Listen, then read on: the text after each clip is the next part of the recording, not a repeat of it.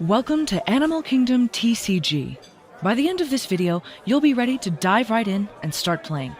Animal Kingdom TCG is a city-building card game where you become the mayor of a fantastical city. Alongside your trusty assistant mayor, you'll aim to gain renown and create the most reputable settlement in all the land. Natasha!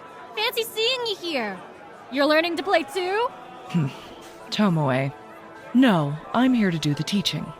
Huh, alright. How do I set up the game then? I was getting to that, Fennec.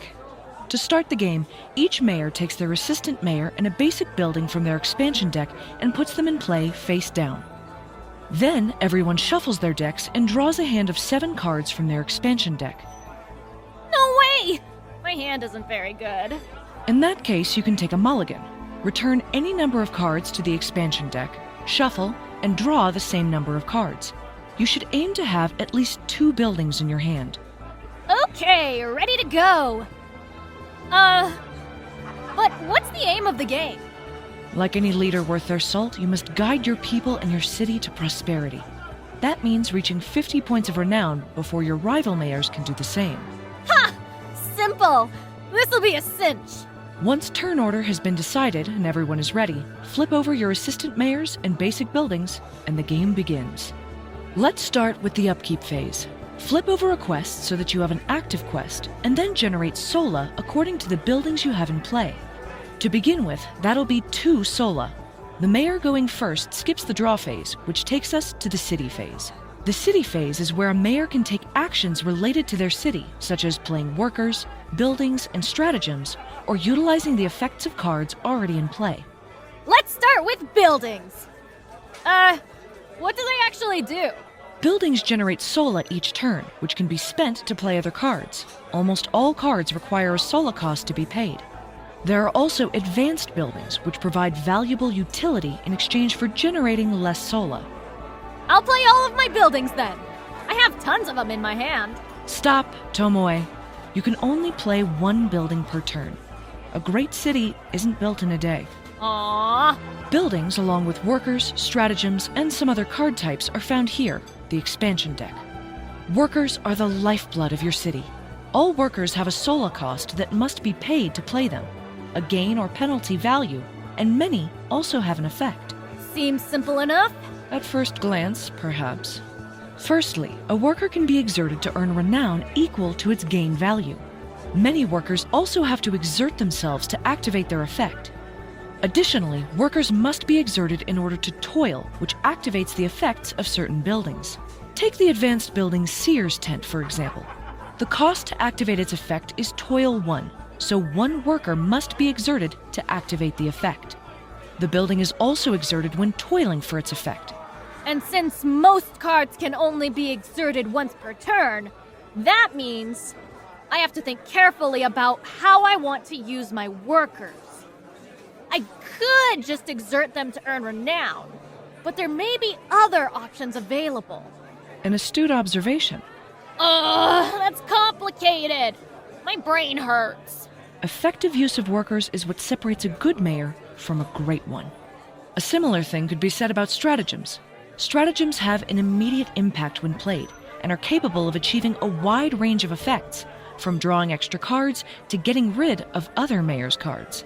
Hey, that's me! I'm whooping that guy! But if stratagems don't stick around, where do they go? After they're played, stratagems go straight to your recycling. The same goes for other card types when they leave play. Recycling? When your expansion deck is empty and you draw a card from it, all cards in your recycling, other than adventurers, are shuffled to form a new expansion deck, and you then lose half of your total renown. Oh! The name makes sense. But you keep mentioning adventurers, and I don't have any of those in my hand. Right. Let's cover adventurers. As well as an expansion deck, you also have an adventurer deck. This deck only contains 1 type of card. Adventurers? Smart one, aren't you? Thanks for noticing. A mayor can choose to draw 1 card from their adventurer deck per turn. This is called scouting. When you pay the adventurer's Sola cost, it enters a special area of your city called the Tavern. The act of playing an adventurer from your hand is called recruiting. Whoa! They're so cool and heroic! I want to recruit adventurers and... Hold it, Tomoe. Do I need to lecture you about the hazards of overcrowding? Your tavern can only hold 5 adventurers by default. Fine. I wouldn't want to stay cooped up in a tavern for long anyway. There are monsters to slay and fair maidens to save. Speaking of adventurers, what are those colorful orbs they have? And how does questing actually work? Every mayor has a quest deck. During their upkeep phase, they take the top card of their quest deck and place it face up as their active quest. From that point on, until the quest is either completed and turned face down, or replaced by a new quest in the following turn, the quest is fair game for any mayor to try and complete during their quest phase, which follows the city phase. With all the quests laid out like that, it sort of looks like a quest board that you'd see at a tavern. Quests are a primary source of renown. After all, a city that equips and hosts adventurers who are tackling the realm's problems is going to be looked upon favorably. Quests range from rescuing cats to slaying legendary dragons, reflected by their difficulty: easy, medium, or hard. The rewards they offer scale appropriately. Okay. But how do I actually do a quest? Clearly, nobody ever taught you any patience. I'm getting there. See this quest, Slip and Slide? It requires 2 of any statistic to complete. All adventurers have statistics, represented by those colorful orbs, as you call them. The red orb is strength, the blue orb is magic, and the green orb is guile. If you have difficulty seeing color, you can also check the text underneath. Oh, I get it! My Scarsworn mentor has 2 strength. That means he'd be able to complete Slip and Slide on his own. Your doom has come, slimes! Nothing personal. Against all odds, it seems you've grasped the basics. You could also use magic or guile to complete the quest, since it asks for any statistic. Some quests may ask for a particular statistic, or have additional completion requirements. 5 renown is mine for the taking. Soon enough, I'll be a true hero and... Not so fast, Fennec. Huh? It's true that you'd gain 5 renown by completing the quest, but I'm afraid you haven't learned all that there is to know. Time for a harsh lesson. I can test your party with my own. What? What does that mean? When you form a party and declare your quest, other mayors can contest you.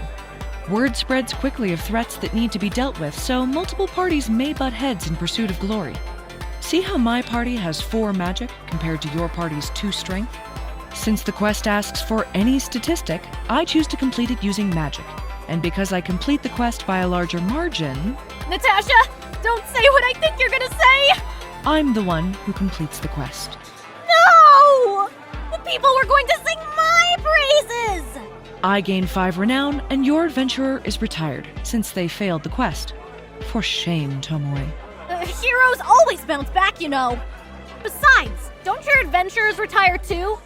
When a party completes a quest, they return to the tavern exerted. When a contesting party completes a quest, the mayor controlling that party also has to choose one of the adventurers to retire. Well, what happens after the quest phase? There's another city phase identical to the first. After that, it's the end phase, and then the next mayor in the turn order becomes the active mayor, and so on. The game continues this way, with mayors taking turns bolstering their city, hiring workers, recruiting adventurers, and interfering with one another's plans. The first to 50 renown wins the game, becoming the greatest city in all the land, a bastion of safety amidst an increasingly dangerous world. Speak your mind. Well, I have a few things I'm still not sure about. When do my cards become, unexerted? Refreshed is the word you're looking for.